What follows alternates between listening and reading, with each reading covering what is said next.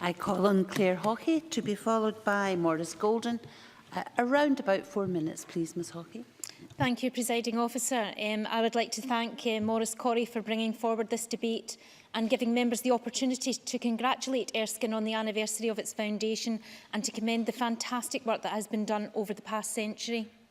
The First World War saw battlefield carnage on an unprecedented scale. At recent remembrance ceremonies, we rightly commemorate those who served in that war and never returned. The figures of local war dead we are reminded of are horrific to contemplate. 13,740 from Glasgow, 5,281 from Edinburgh, 2,200 from Perth and 1,448 from Dumfries. However, in addition to those who fell, thousands returned from the front lines, maimed and broken men. The First World War brought injuries and medical conditions which had been largely unknown in civilian life, bringing significant challenges to doctors and nurses at the time. There were no antibiotics to treat injuries, contaminated with polluted mud of the trenches, and disinfectants were crude and sparsely available. Nursing at this time was exhausting, sometimes dangerous work, and often at the very edge of medical science. Nurses serving near the front were also susceptible to infections and disease, as well as mental health issues relating to the trauma they witnessed. Radical solutions to extreme injuries emerged through sheer necessity, and as a dramatic example, medics experimented with direct blood transfusions, effected by simply linking patient and donor.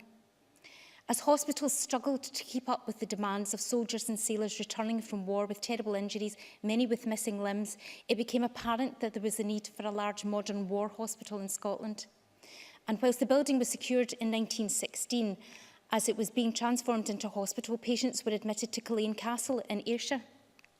The first matron at Erskine, Agnes Carnochan, and do forgive me if I've mispronounced that, worked tirelessly during the transition period, spending 6 months travelling between the two sites.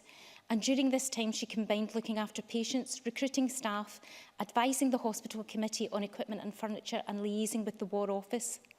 When the hospital opened in October 1916, Agnes had a full staff ready to accommodate 200 patients and oversaw the care of over 3,000 by the end of the war.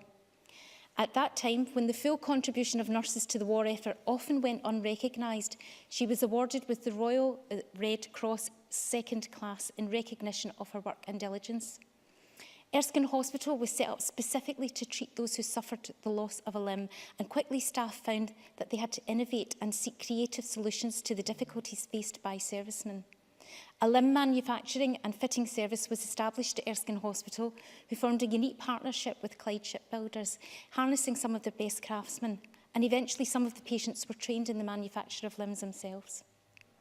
Erskine has always been about more than the physical treatment of injuries, though, and at a time when many professionals still believed shell shock was the result of physical injury to nerves, hospitals like Erskine promoted rehabilitation and therapeutic treatments.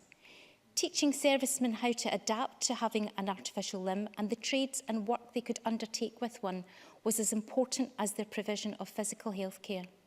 The developments which were made by facilities like Erskine in those early days have changed the way that both casualties of war and civilians have been treated around the world ever since. Now, whilst I'm sure we would all prefer that man's inhumanity to his fellow man had not brought about the need for such a facility, we can only be thankful that it was there for the traumatised servicemen and women who needed it then and since, and it continues to deliver a very high standard of nursing and social care to its residents. Erskine Hospital has now cared for over 85,000 veterans in Scotland and is still an innovative and pioneering charity. And I congratulate it on its 100th anniversary and wish the residents and staff well for the future.